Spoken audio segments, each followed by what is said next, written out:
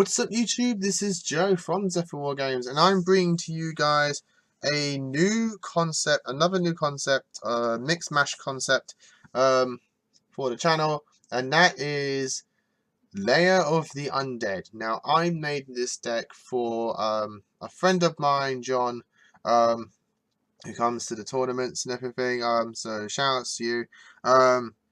So yeah, I made this deck for him because he loves his Lair of Darkness. It's his main deck to play. It's his favorite deck to play. And to be honest, it's his best deck as well. So I wanted to improve on the concept for him, give him another idea to play, and another new build to play. And because I saw a lot of synergies between Lair of Darkness and the zombie deck.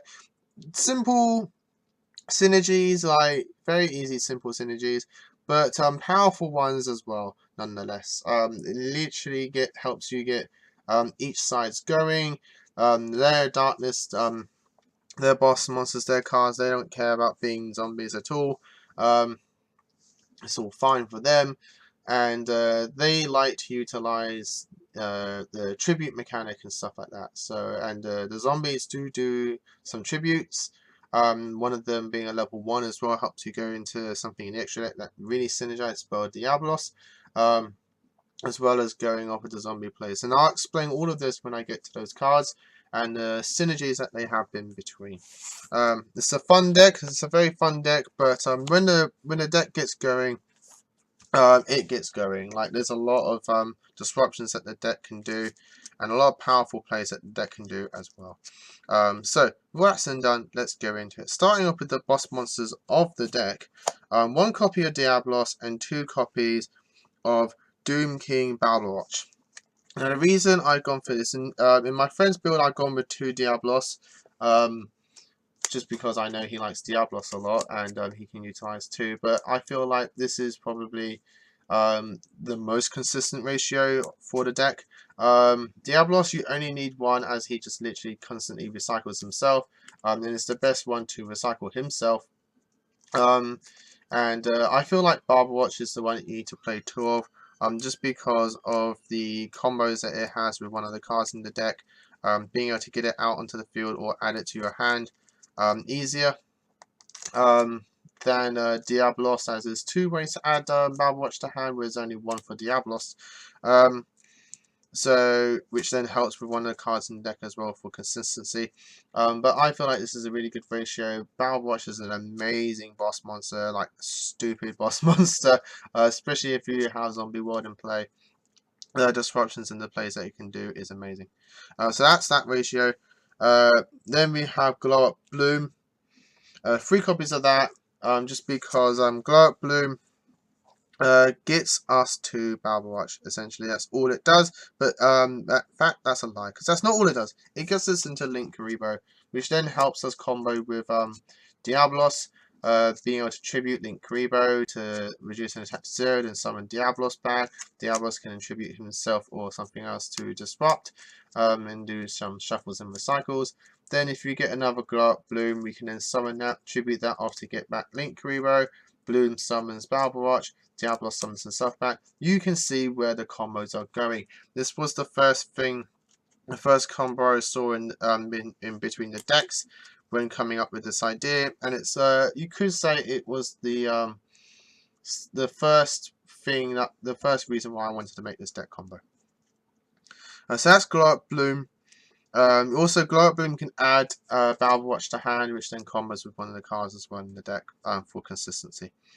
I do play 2 copies of Tatsu Necro, and to finish up the zombies, 1 copy of Mizuki. In the original profile for my friend, I only had 1 Tatsu Necro, but I felt like I really wanted to utilize Red Eyes Necro because he is a stupid boss monster. I just want to be able to have this deck summon consistently, or relatively consistent. So I bumped Tatsu Necro to 2, just because it can not only tune with Mizuki in the deck, but it can also tune with Haram, because Tatsu Necro doesn't state that he needs to tune with a zombie. As long as this card's normal, summoned, or set, If this normal summon set monster would be used as synchro material, one monster in your hand can be used as one of the other materials. If you do this, all materials for the summon are banished instead of being sent to the graveyard. You cannot special summon monsters except zombie monsters, which is fine. We don't need to worry about that. Once we get Red Eyes Necro onto the field, we can just start doing some very strong attacks and getting more monsters onto our board through Red Eyes' ability. So I bumped Tatsu Necro to 2, and I teched in a Mizuki in here just because Mizuki can just revive, even if Lair of Darkness is in play, just revive our zombie monsters, which is good enough already. But if we have Zombie World in play, we can start reviving our Lair of Darkness monsters as well, through things like Aram, Lilith, or even Diablos himself. Moving on to now the Lair of Darkness stuff, we do have 3 copies of Lilith and 1 tour guide from the Underworld. Tour guide to just literally get Lilith onto the field, maybe do some link summons through that, or some nice Xyz plays. Just literally just tour out Lilith, get Lilith into the graveyard one way or another, and then just start bringing her back and using her effect. And we all know why Lilith is good. To line up the monsters, 3 copies of Aram, Wicked Warden. We all know why he's in here. He's our searcher for Lair of Darkness, but also our consistency as well, and adding monsters to hand through his effect as well if we tribute something else. Which, fun note, you can add Watch to hand if you so want to, through his effect, for one of the cards later on. Just additional targets for him is just always nice to have. Moving on to spells, 3 copies of Zombie World is one of the best cards in the deck, along with 3 copies of Lair of Darkness and 1 copy of Terraforming as well. It's a very field spell heavy deck, which if you want to, you can reduce ratios depending on which you want to focus on. I just feel like for standard build, just play 3 copies of each and see how it goes for yourself. I like to have the 3 copies of each, so I have a field spell for whichever situation I need. Though I am thinking of dropping Lair to 2, and maybe adding a copy of something else in the deck. But the deck needs further testing. But I feel like 3 Zombie World is a must, if not for your zombie plays in general, for disruptions on your opponent, is why Zombie World is very good. I do play 2 copies of Allure of Darkness and 1 copy of Trading. Now, this is the reason, the combos that I was saying before. You can use Aram to add Doom King to then ditch it with Trading. You can use Glow Up Bloom to add Doom King and then ditch it for Trading.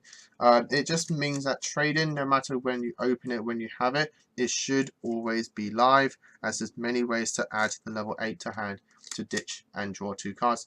Deck filling, and then adding the monster in the graveyard, so it's ready to use later on. And Allure, everything in here is a dark other than Mizuki, so that's why Allure's in here. 1 copy of Foolish Burial, dump the monsters that we need for certain situations. 2 copies of Call by the Grave, because we don't like hand traps. 1 copy of Monster Reborn, and 1 copy of Zombie Necronize. This card is absolutely busted. If there's a level 5 or higher zombie in the field, steal a monster your opponent controls to the end turn, and if it's cards in your graveyard turn it was sent there, you can shuffle a banished zombie and then reset it, but it's banished when it leaves the field. Absolutely busted card. 2 uses in 1. Why not play it? Moving on to traps, we have the small virus package of 2 Force Virus and 1 Eradicator. Eradicator I always like in Lair of Darkness themed decks, just because just being able to hit all spells or traps from your opponent's hand for 3 turns is just absolutely devastating. And we have many targets in the deck now, including Watch himself, who constantly comes back during the standby phase of both players. So always having a target for your virus. And Full Force, Watch is also a target because it has 2000 defense. And just being able to hit low defense monsters, which nowadays a lot of monsters have low defense. So you have a lot of targets to hit with Full Force Virus. I do play 2 Breakthrough Skill and 1 Paleozoic Dynamistus. This ratio of cards I got from another profile that got high place at YCS recently.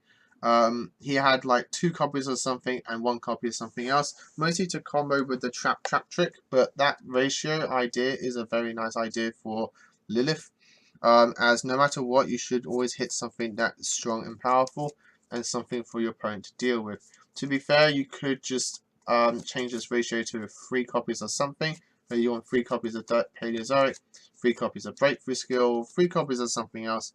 It's completely up to you. But the mentality of having 2 and 1 or something is always nice to have. In this case, the 1 of is either Eradicator or Paleozoic, which then you just combo with a 2 of something else. The only trap that I am playing 3 of is Back to the Front. Searchable by Lilith, being able to revive anything in this deck to your field in defense mode. You don't mind its position because you're just going to use it for its effect later on that turn or next turn. So that's the main deck. Moving on to the extra deck. Let's get the boss monsters on top, as I like to do. The extra deck is very toolbox. It's completely up to you. This is just what I'm playing at the moment. 2 copies of Red Eyes Necro for Synchros, along with Beals, Scarlight, and Hot Red Abyss. Through the use of Glow Up Bloom being a level 1 tuner, and having access to Red Eyes Necro, being the level 7 tune-up target, you can go into some very nice synchros. These are just the ones that I'm playing to fit the theme of Dark Dragon.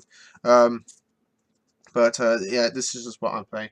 Red Eyes Necro is an absolutely busted level 7, being generic is always good. But being able to get 100 attack and defense for each zombie in both players' fields and graves. But then if it kills something, it can then revive it to your field. It's just absolutely amazing boss monster. I do play some rank 3s in the form of DDD, Stone King Darius, Breaksword, and Dante. The deck likes to have monsters in the graveyard, so Dante's good. Breaksword just to out anything, along with Stone King Darius. If I have a chance to play Stone King Darius in a deck, I play Stone King Darius. And I play 1 rank 8 just because in the forms of Hope Harbinger. Just because your Diablos and your Doom King just constantly can revive themselves from the graveyard with ease, so you can have moments where you have both of them on the field. And if you want to get some spell negation, Titanic is the way to go. The rest of the extra deck is just Link monsters. The double Nightmare package just to have some nice outs to anything in the game through monsters and trap back row. 1 re-witch everything in his dark, so just being able to make a re-witch either through your Lair darkness tokens or just your monsters in general, through like Tour Guide and that. You can then start giving your monsters a nice attack and defense buff. For those moments where you don't have Zombie World in play but have just fiends on the field, Master King Archfiend is a nice monster to have. And then Link Karibo to round up the extra deck. A lot of our combos come from Link Karibo's connection to Glow Up Bloom, along with Diablos. So Link Karibo is a must-have in the deck. And that, guys, is the deck. I hope you all enjoyed it. Leave a comments down below what you think of this combination. I think this combination is very fun at the very least, but is also, as I said at the beginning, very devastating when it starts going up and doing all of its plays. And a nice try if you want to just change something, play something new. If you like the zombies, but you also like Diablos at the very least, it's a nice addition to the deck. So, as always, guys, like, comment, subscribe to the channel, and until next time, guys, as always, happy dueling. What's up, YouTube? Thanks for watching that video. I hope you liked it. If you did, hit that like button. And of course, don't forget to hit that big red subscribe button in the bottom left-hand corner and the notification bell so you don't miss out on anything. We've got more deck profiles, duels, pack openings, and many more Yu-Gi-Oh! Videos coming up for you all year round. So don't forget to stay tuned for all of that. Thanks, and as always, guys, happy dueling.